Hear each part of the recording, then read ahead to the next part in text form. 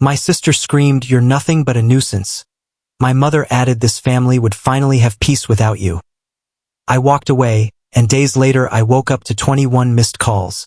I am 32, lived most of his life carrying a silent weight, a weight that wasn't built from failure, but from a relentless role I had been forced into.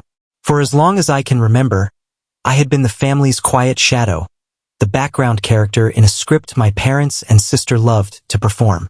My sister was the star, the golden child, the image they loved to parade in front of relatives, neighbors, and anyone who would listen. My parents adored her, they praised her, they built their identity around her achievements, while I, on the other hand, was always left to simply exist. It wasn't that I was a failure. I had a stable career in engineering, worked hard, lived independently, and never asked for much. But that was my mistake, believing that keeping my head down and minding my own business would somehow be enough to earn their respect. That illusion shattered last weekend. I had driven 3 hours to attend my sister's engagement party, wanting, as always, to do the right thing. I brought an expensive gift, something I had spent time choosing thoughtfully because I genuinely wanted to support her, even if she rarely showed me the same in return. But the moment I walked into our childhood home, that same old tension wrapped around me like a rope. My sister barely acknowledged me, too busy smiling for her future in-laws, performing the role of perfect daughter that she had mastered long ago. I tried to ignore it, I really did. I sat down at the dinner table, hoping maybe this night would be different. Maybe I would be seen as more than just background noise. It wasn't. Dinner turned into a showcase for my sister. She launched into an elaborate story about her promotion at the marketing firm, exaggerating details I knew weren't true. I stayed quiet at first, letting her have her spotlight. But then, her fiancé turned to me with a genuine smile and asked about my work. For once, someone actually wanted to hear about what I did. So I mentioned my recent project, designing safety systems for a major construction company, work that actually mattered, work that saved lives. I kept it brief, humble even, but that was enough to shift the atmosphere. My sister's face darkened instantly. I could see the fire in her eyes, that familiar rage that sparked any time someone else took even a sliver of the spotlight away from her. She cut me off mid-sentence, her voice sharp and poisoned with contempt. She said loudly, for everyone at the table to hear, that I was nothing but a nuisance, that I always tried to make everything about myself. The words hit harder than I wanted to admit. Maybe because a part of me had always feared that's how she truly saw me. But before I could even gather my thoughts, my mother spoke up. She didn't defend me. She didn't even stay neutral. She nodded along to my sister's cruel words and said that the family would finally have peace without me. The room fell silent. Even my sister's fiancé shifted uncomfortably, clearly shocked by what he was witnessing. But my mother sat there, her words hanging heavy in the air, words that broke something inside me that night. I didn't argue. I didn't raise my voice or defend myself. I simply stood up, picked up my jacket, and walked out. No dramatic speeches. No slamming doors. Just quiet. The 3-hour drive home was a blur of highway lights and radio static. My hands gripped the wheel while my mind spun in circles, processing what had just happened.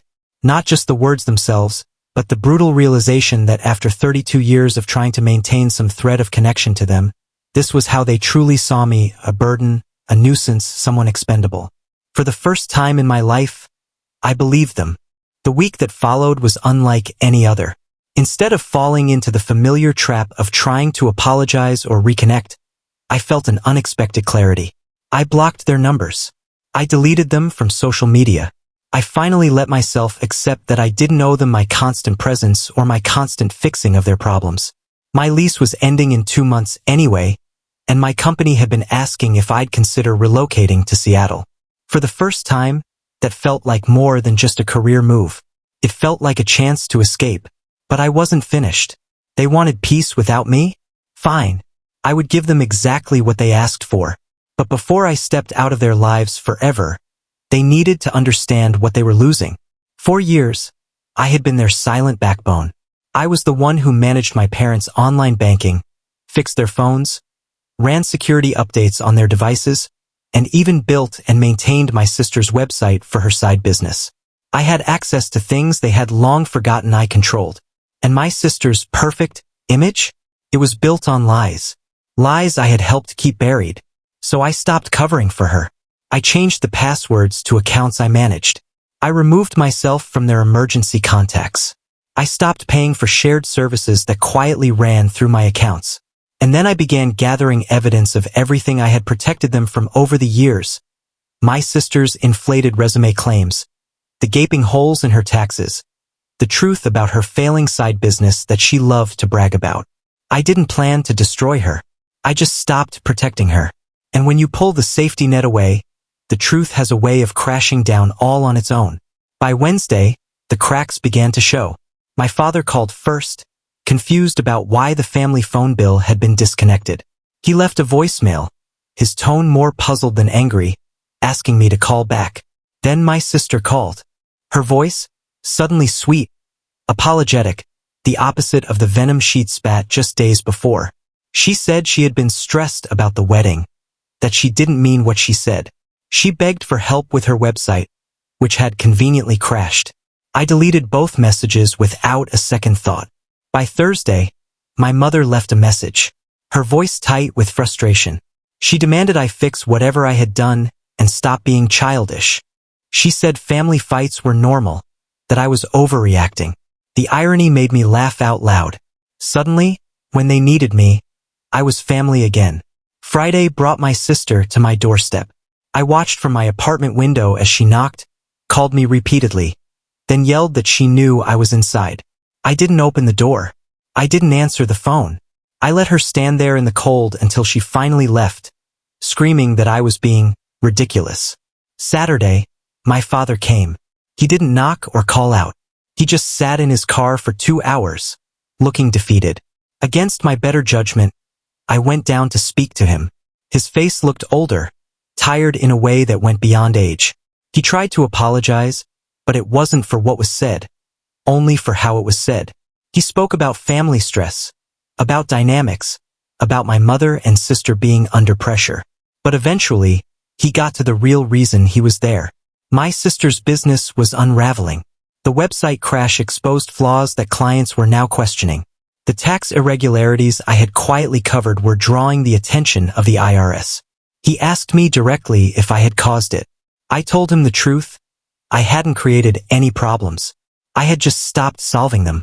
For the first time, he realized how much I had been holding together. His face went pale.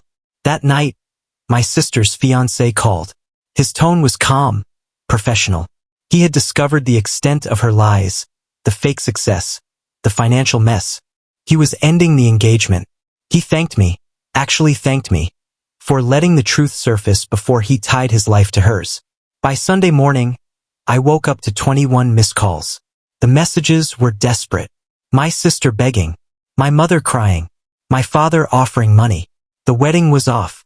The perfect image they had spent years building had collapsed. And for the first time in my life, I didn't feel responsible for picking up the pieces. I spent that day packing. My lease break was expensive, but I had savings they knew nothing about. My Seattle job was official now. I would be starting in 2 weeks. Monday, they tried one last time. All 3 of them showed up at my apartment together, arguing, crying, pleading. My sister admitted she needed help. My mother begged me to come home.